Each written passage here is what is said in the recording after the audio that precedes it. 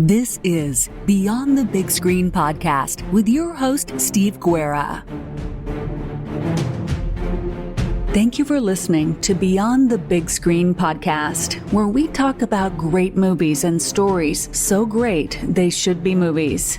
Find show notes, links to subscribe, and leave Apple Podcast reviews by going to our website, beyondthebigscreen.com. And now, let's go beyond the big screen. In the last couple of episodes, Chris and I talked about the real history and background of mobsters Richard, the Iceman Kuklinski, Roy DeMeo, and his famous crew. Today, we're going to talk about the 2012 film based on these events, The Iceman, starring Michael Shannon, Winona Ryder, Ray Liotta, and more. So I really want to share a quick comment from our last YouTube live stream from one Wolfgang Schmuck. That's a great YouTube name. So he says, the guy on the right has the most perfect, clean looking mustache I've ever seen. Mustache, how you doing? Oh, doing good. I'm pretty, like the rest of my friends and family, they make jokes about the mustache. I've had it for so long now. I'm just going to keep it. I'm never getting rid of it. And apparently somebody else pointed out that I look like Chris Rosenberg. And then we were just looking at a picture and I was like, yeah, it's actually a little bit uncanny. Like his eye, like his hair is longer and stuff like that. But I mean, I see it in the eyes and then the mustache. I mean, there is definitely some similarity there. Wait, when did Chris Rosenberg die and when were you born? Are you Chris Rosenberg reincarnated maybe? I don't know. It'll be for the people to decide. Now, this movie's The Iceman, I have to say I watched it probably more or less when it came out and I liked it. This movie has so grown on me to maybe it's one of my favorite mob movies of all time because I wouldn't say just overall, it's not the most accurate movie I've ever seen, but it really captures something about the times, about Richard Kuklinski, and about what else was going on in the New York mafia scene in the 70s and the 80s. What did you think in your first couple of watches of this movie? Like you, when it first came out, I watched it right away because I heard about Richard Kuklinski and then Michael Shannon. I've always enjoyed his acting. So I watched it and I enjoyed it. And I knew a little bit about Roy DeMeo and like a little bit of the history, but not a ton. But like since doing like the two kind of deep dive background episodes and really reading about that particular area and time period of the mob, like yourself, I actually kind of appreciate this movie more than I did before, which is I've heard the opposite from people where they read more about Richard and they're like, oh, this movie doesn't do it properly. And we'll get into that a little bit later. I think like you pointed out and me and you were talking earlier in the week, it really captures the whole feel of that era that you get from when you do some research into because it's a very particular era of the mob, especially like the DeMeo and Kuklinski, like even location of like where they were doing a lot of their work. It's a very particular feel to it, and I believe the movie captures it really well. Yeah, we'll get into we'll talk about some of the scenes that we really enjoyed and talk a little bit about the historical accuracy of it. But I think people will see that even though some things weren't exactly historically correct and they changed some names and they did some weird stuff with the timing, it really was, each scene was something that Richard Kuklinski talked about or that had actually happened. Yeah. So let's maybe talk a little bit about some of those details that were changed right off the bat. If we look at some of the main characters, so Michael Shannon played Richard Kuklinski, Winona Ryder played Richard's wife. They called her Deborah, but her real name was Barbara Kuklinski. And I think she might be the first person to talk about because I think she really nailed something with Barbara Kuklinski. You can watch some interviews she did on some shows in the 90s and in the early 2000s. And I think she captured something so specific about and so accurately about Barbara Kuklinski. What did you think? I agree with that too. When Winona Ryder really captures that kind of working class, like homeless, and that what's the word I'm thinking of? Like that working class, like she's working class, but she's very wholesome. Yeah. I think that's the best way I can describe it. I think she also, you get through her acting and several of the scenes that she knows there's something up with Richard, but she's willing to turn a blind eye to it. And I think that that's what I really got from the real Barbara. She knew somewhere deep inside of her, obviously she knew Richard had a hair trigger temper and he would trash the place. But I think she intrinsically knew that there was something way darker to Richard than even what she saw in the house. Yeah, and you see it right at like the first scene with them when they're on their first date. She notices he's got a Grim Reaper tattoo on his hand, and says, "Oh, I had this one back in the day. I was trying to look tough." And you get a sense that she's attracted to it because she probably is attracted to the tough guy, the bad boy, the reformed bad boy. I know it's a cliche, but it's the truth. In actuality, the tattoo wasn't a Grim Reaper. It was a tattoo that him and this gang that when he was pretty young, the Coming Up Roses gang, they all got the same tattoo on the hand. But I mean, the Grim Reaper serves the same purpose. Now I think it's probably good we talk about the Gemini crew of Ray Liotta playing Roy DeMeo, not James Franco, he'll come in later, but David Schwimmer playing, they called him Josh Rosenthal, but he was really representing Chris Rosenberg, and then Robert Davi playing Leo Merckx, but who was actually Nino Gaggi.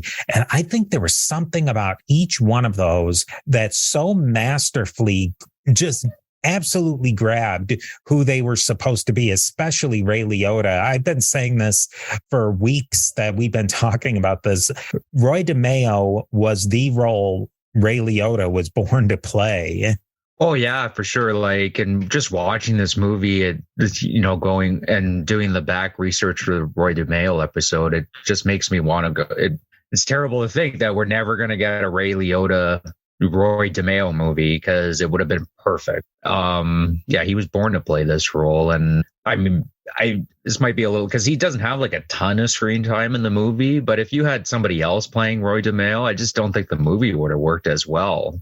Because you need somebody with the same kind of intensity that Michael Shannon has to play off back and forth off each other. Because, reading the movie, reading for the movie, that seemed to kind of be the relationship that Roy DeMeo and Richard had in real life. According to Richard, depends on who you believe. But yeah, there was like a certain level of intensity between the two of them.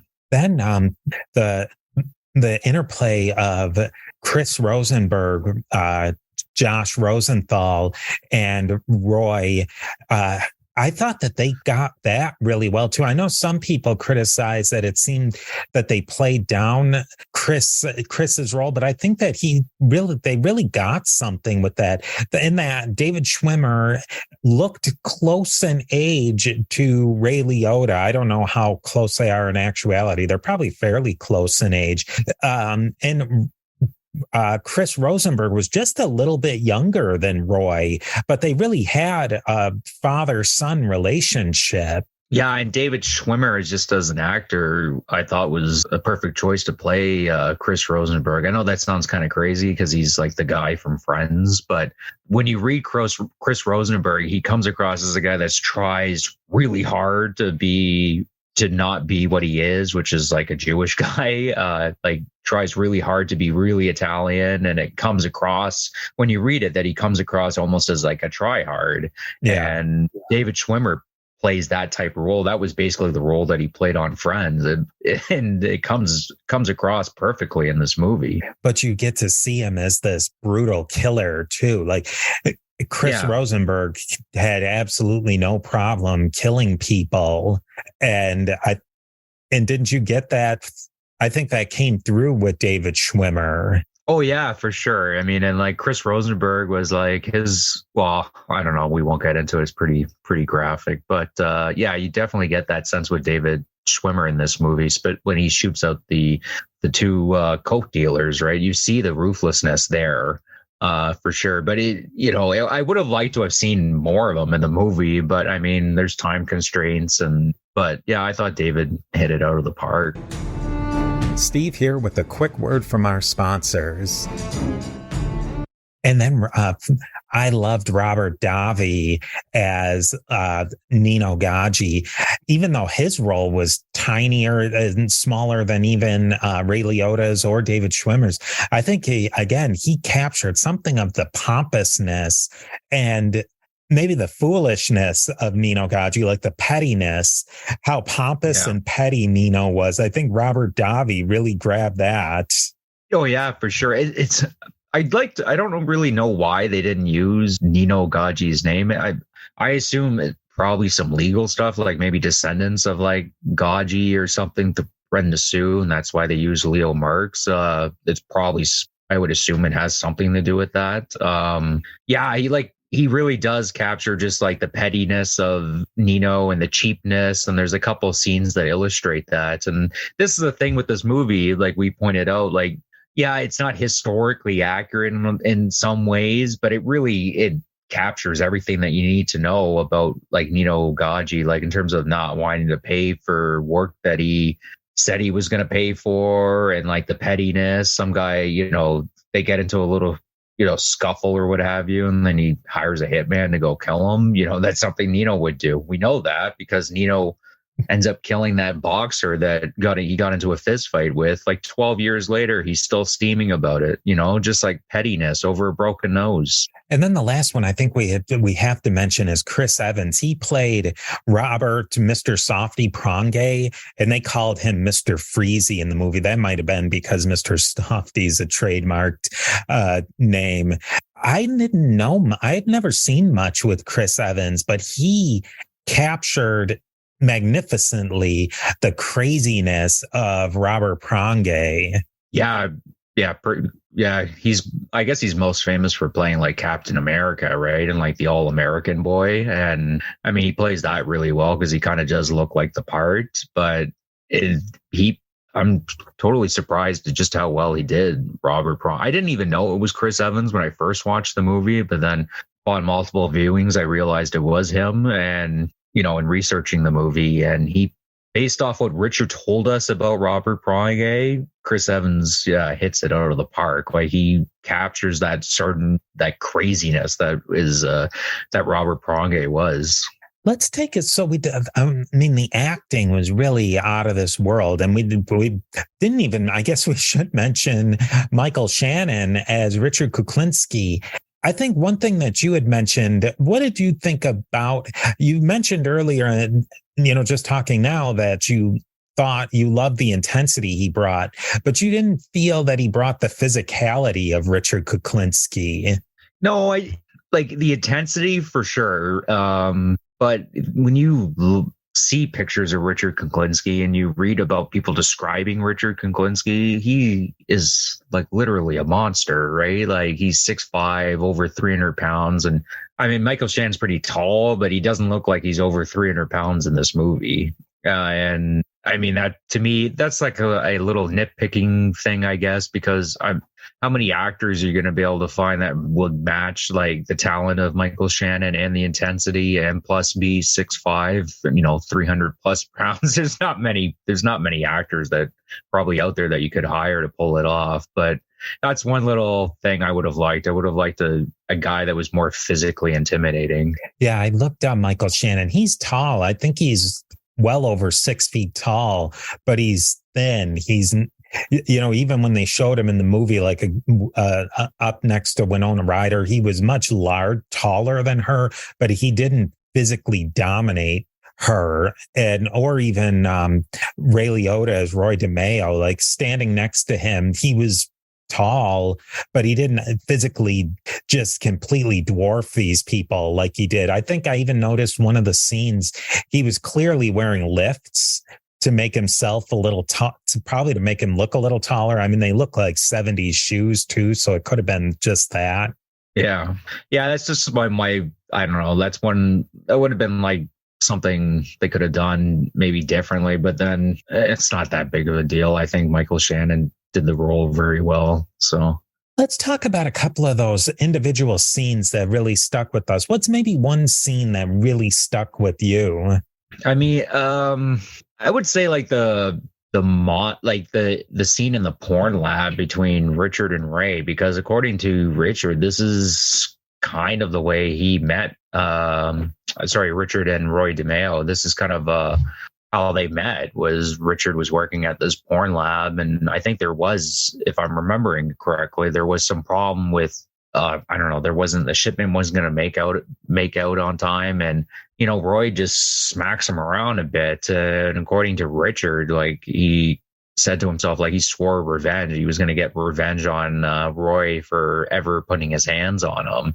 And it just really captured the intensity of Richard and the intensity of Roy. And you have like these two, psychotic guys staring each other down. It was perfect.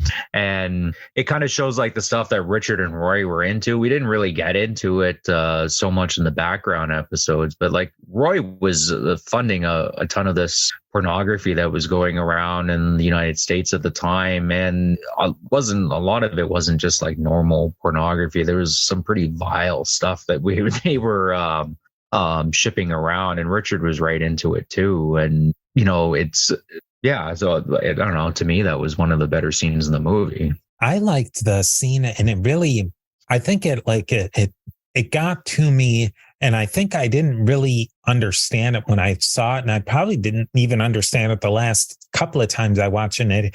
I was just watching it today, and it hit me, that scene where Richard meets with his brother Joseph in the prison. And that's the scene where I think we get the real hint of Richard's childhood. That's something that they don't show at all in the movie, except for one 5-second flashback in that scene.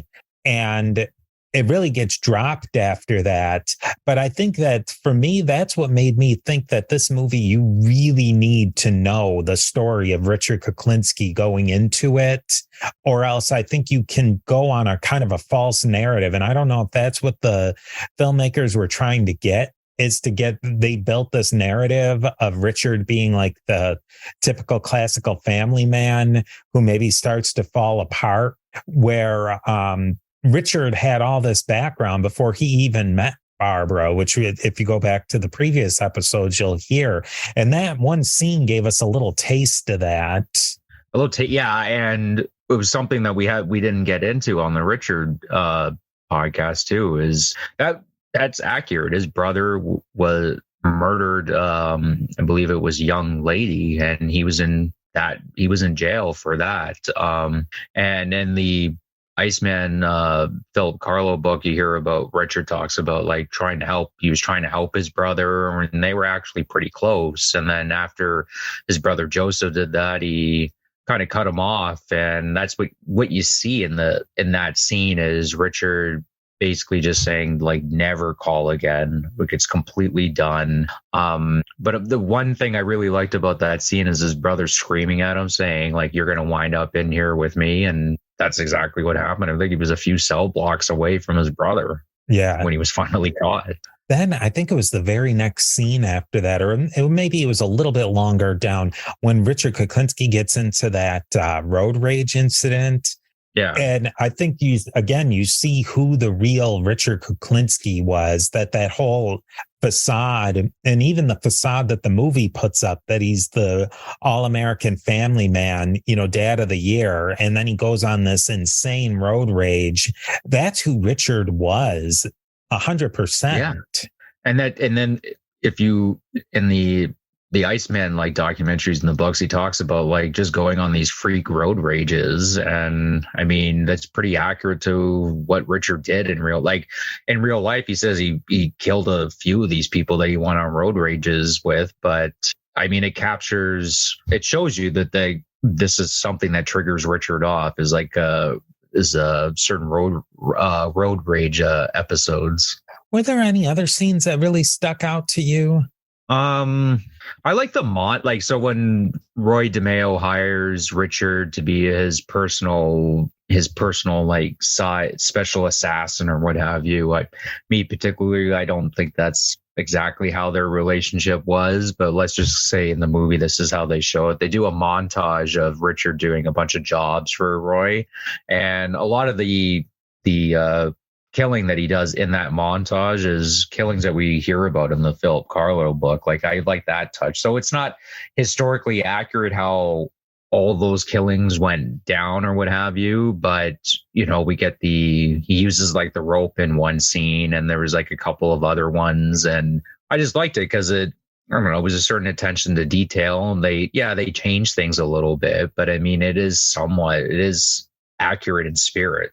One scene that they switched around is, I think it was in both of the books, the two major books on Richard Kuklinski. He said that Roy pulled an Uzi on him at the Gemini and was probably going to kill Richard, but Richard was so ice cold, like he didn't move, and he didn't give that fear factor back to Roy that Roy was really looking for.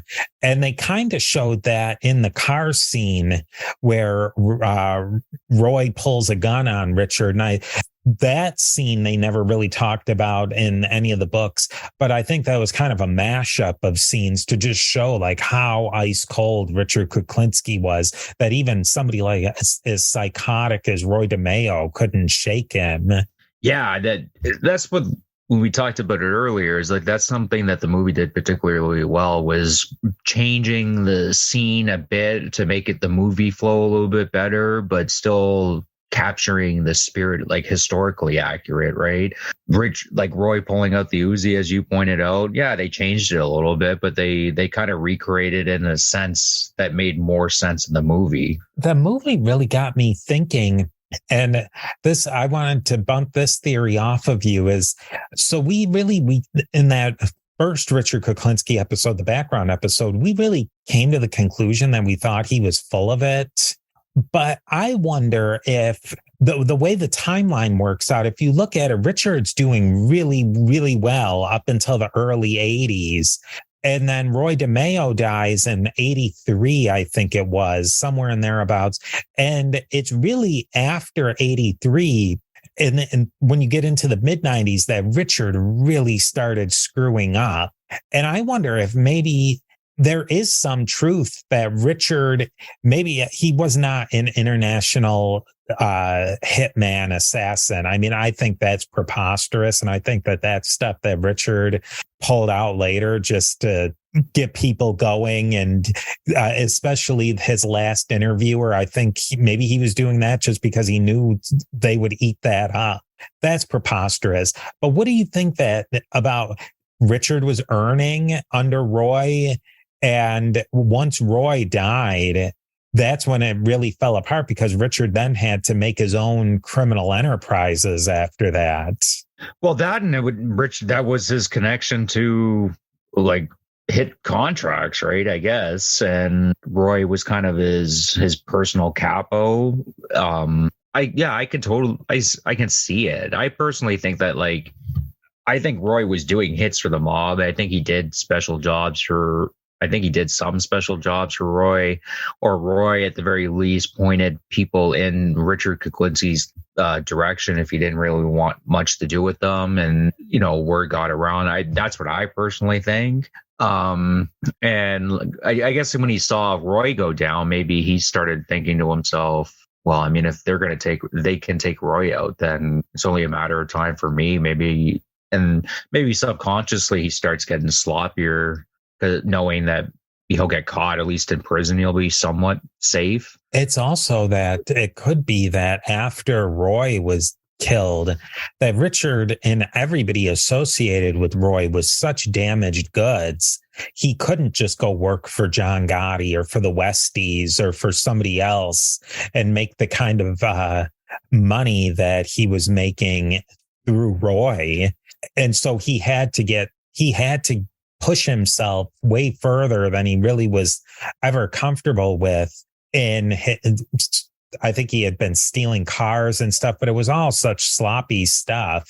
Yeah. I think because he had, in all the books, they say that he spent money faster than it came in. And once that Roy money dried up, and they kind of show that in the movie too, where Roy says everybody has to stop doing everything. And he essentially laid off Richard, that's when Richard started getting really sloppy because he had to earn. Yeah. He had to earn. And then it's also implied in the movie that like he had this urge to kill. Like that was one of the things. It's like, oh, I'm really good at what I do. And it's like, yeah, part of it's like, this is how I make my living. But part of it is if I can't kill people, then I'm going to start taking it out on my family and what have you. And you kind of see it in the movie where he freaks out.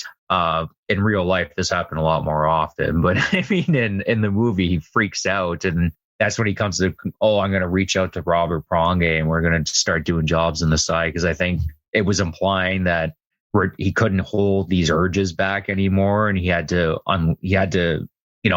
unleash them somehow. And he also had to start making some coin. Yeah, I think that's another thing that the movie shows. It's this whole thing with Robert Pronge, and how much of the things that he did with Robert Pronge do you believe? Especially what they showed in this movie.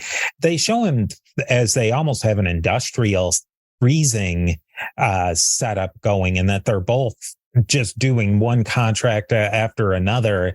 And I don't get that was really what they were doing. I mean, from my understanding, they did kind of work together, did they not? And they like shared tricks of the trade. They bring up the cyanide spray, which is apparent, according to Richard, Robert Pronge is the one who taught him that trick. And I mean, he talks about it on the tapes that they where they used it as evidence against him in the court case or whatever, the wiretap. He talks about like the cyanide spray. I mean, and we talked about Robert Pronge, like they did find a guy who was like shot up near inside his ice cream truck. And, he was an arsonist and like sounded like a pretty insane person. I mean, I think this part's accurate. Like, I mean, a lot of it hinges, like Richard's story hinges on Robert Pronge. Like, I wish we could have known a bit more about the guy, because it just seems if he had made it up, like the whole Robert Pronge thing, if he made it up, what a waste. He should have been a novelist. It's true. One thing that they did with Robert Pronge is the whole discussion that they had, that Richard and Robert had, about Robert wanting to devise this plan where they kill each other's families, and Richard kills him there, but then he leaves him on the bench. I think the real Robert Pronge, if I'm not mistaken, was found shot in his Mr. Softy truck.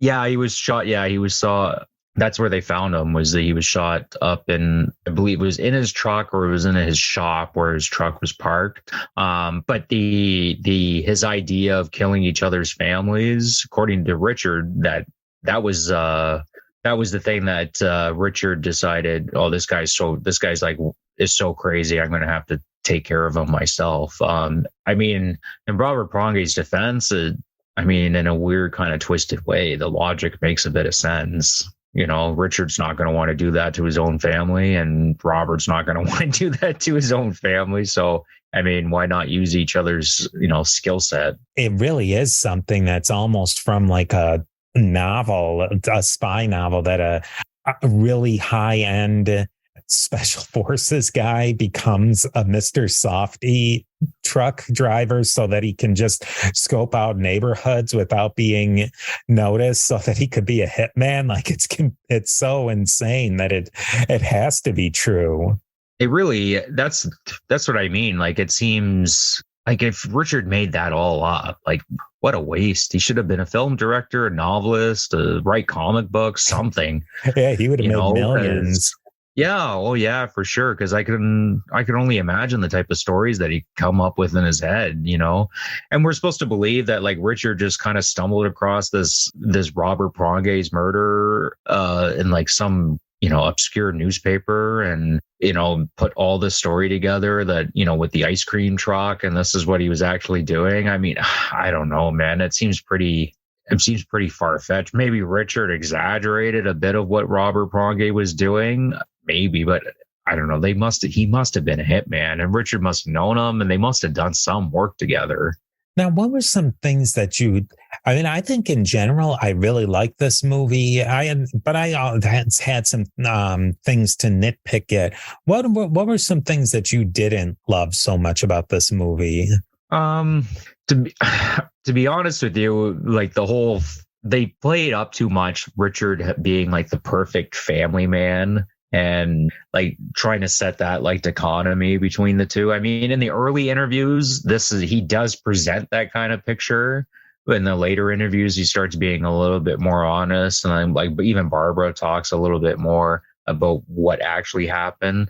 It almost seemed like in the movie it was just convenient. It's like, we're just going to use the first couple of interviews and then we're just not going to we'll deal with some aspects of the later interviews, but the first couple of interviews is a much more compelling story. So we're just going to go with that. I mean, this is where people kind of have like a serious problem with the movie because it presents this false picture of Richard Kuklinski where he was able to just keep his ruthlessness, as like a business, and he was a nice family guy when he came home, and it's just not true. He was, well, you guys know from listening to the earlier Richard Kuklinski episode, he was a monster to everyone around him.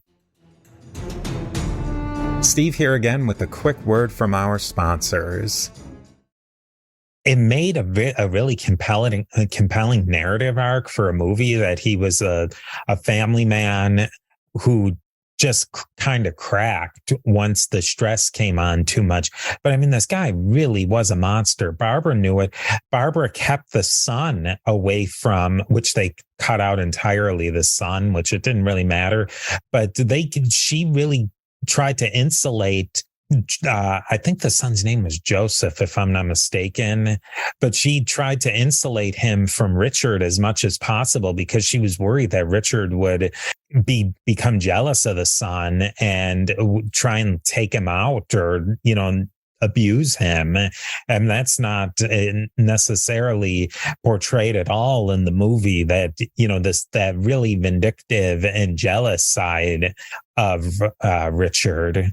No, it's not at all. And I mean, somewhat in defense of the filmmaker, if you read the Philip Carlo book, I mean, I don't know, like what type of male lead do you have to deal with there? I mean, they still capture that Richard was completely ruthless. And I mean, they show him killing that homeless person for no particular reason and killing that guy at the pool hall because he, made a joke about his wife or, not his wife at the time, his girlfriend or what have you. And so they show that he's a serial killer, really. But we're not going to get into all the details about the Carlo book, but how would you depict that? Like, I don't know, I'm asking you, like, how would you do it? I don't think you could do it. You can't do it in that format. I think in a movie, you can't. I think it's too difficult to show those two different sides of Richard, that he more or less was a normal family man. Yeah. More or less. I mean, he was absolutely violent and all that stuff. But you got to also remember that this was in the 50s, 60s, 70s. I think some of that domestic abuse sort of thing that he did was a lot more common than in suburbia, if you will, not to the extremes that Richard took it. But I think that if a cop came to that scene, I don't think that he would haul off the person. Maybe he would, maybe he wouldn't. But and the fact that, on the other hand, that Richard Kuklinski was a mafia hitman serial killer, it's too hard to jam all that together in a 2-hour movie. Yeah, and it's just there's just literally nothing to like about Richard after reading the Carlo book too. Like there's nothing to like. At least like with this movie, you can walk away from, and obviously Richard's despicable and an evil person, but you can walk away and go like, you can think to yourself, well, this guy was kind of a badass, right? He was a hitman for the mob. Do you know what I mean? Right. Yeah. But some people say they try to make him seem sympathetic. I don't really think the film does that. I don't know. What's your opinion? I think sympathetic might be too far. I think they're trying to turn him into an anti-hero, I think, to some degree, when he's just rotten to the core. I agree with you in the later interviews, he did a lot more to turn himself into the anti-hero than even what he did when he was in his earlier story. But he wasn't that at all. No, there's nothing remotely heroic about Richard at all. I mean, you can walk away even after reading the Carlo book and go, I mean, at the end of the day, the guy's kind of a badass. Like, he was doing hits for the mob, and he was, unlike a lot of these other serial killers, he was actually killing tough guys and, guys that could probably, compete with him in terms of physically and what have you. I mean, you could walk away thinking that. I know I did. But there's nothing, you don't want to sit and talk to Richard, I don't know, maybe I would if he was still alive, just to kind of understand the guy a little bit better. But there's nothing like you wouldn't want. There's at no point do you go to yourself, it's like, oh man, I wish I had Richard as a friend. No. I think then that leads us kind of to the end of what we could do to make this movie better. And I think that we'll get into one. We'll set aside the obvious one for a minute. I think anybody who's really watched this movie and followed Richard Kuklinski, there's one obvious thing that they could do.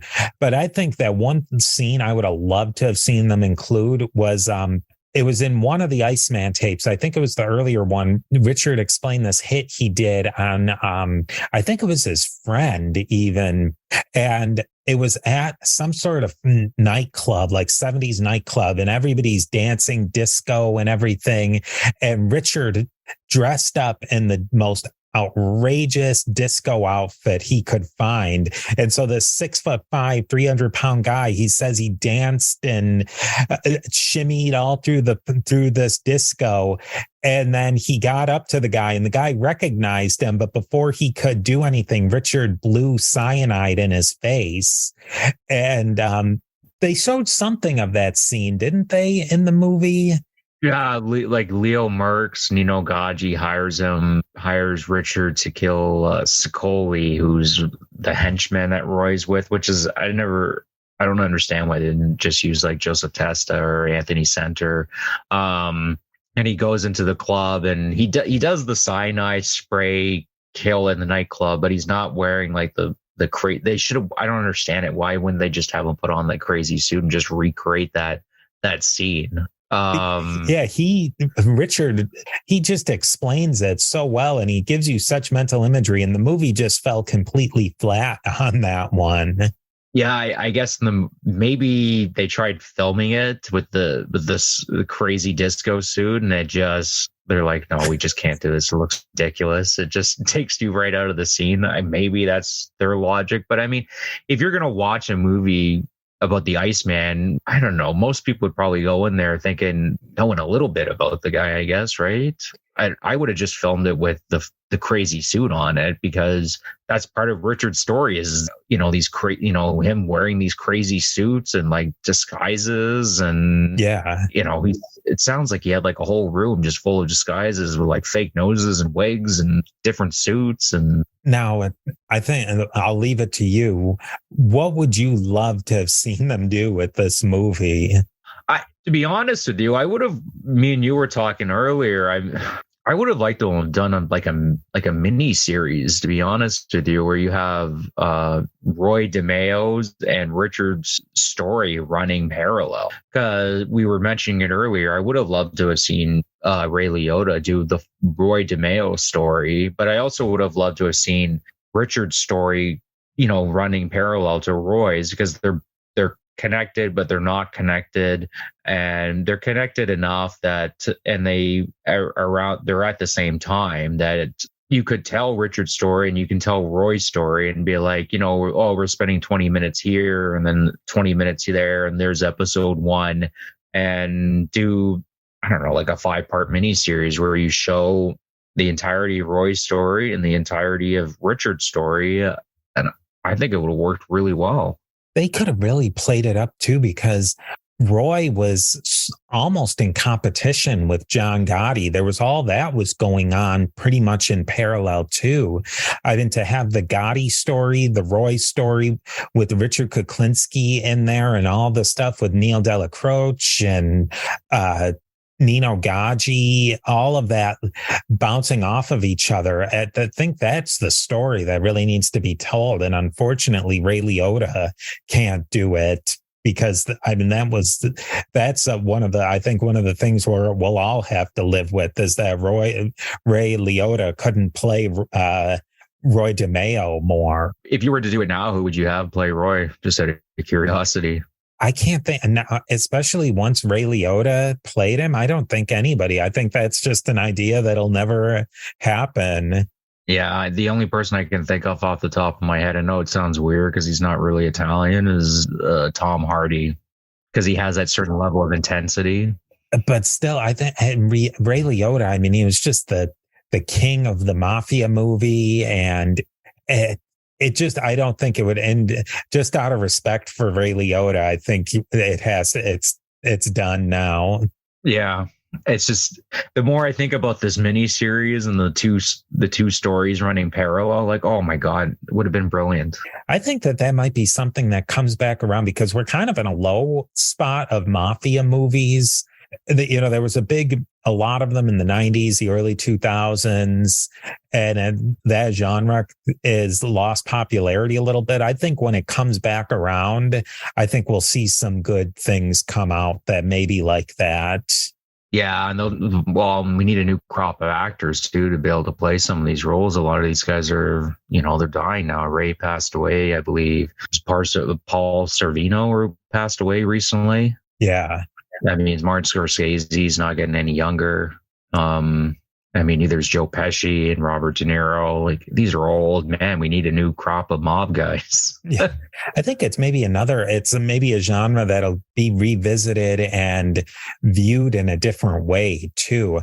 I think that this Iceman movie in a way was kind of a throwback to an earlier kind of movie, kind of like we haven't talked about it yet, and we probably will. The Irishman was a throwback movie, but I think we need something new out of the mob genre. Yeah, I would agree with that. Like, the Irishman was kind of like Martin Scorsese's swan song to the whole mob genre, which, really, I wouldn't say built his career on it, but it was a huge part of his career. I don't see him doing another mob movie. I don't see any of those guys ever doing another mob movie. That was like their farewell, and we're gonna end up doing that movie. But it was quite well done. But we need, I don't know, something. Yeah, we need somebody. We need some different actors. We need some fresh blood into the genre.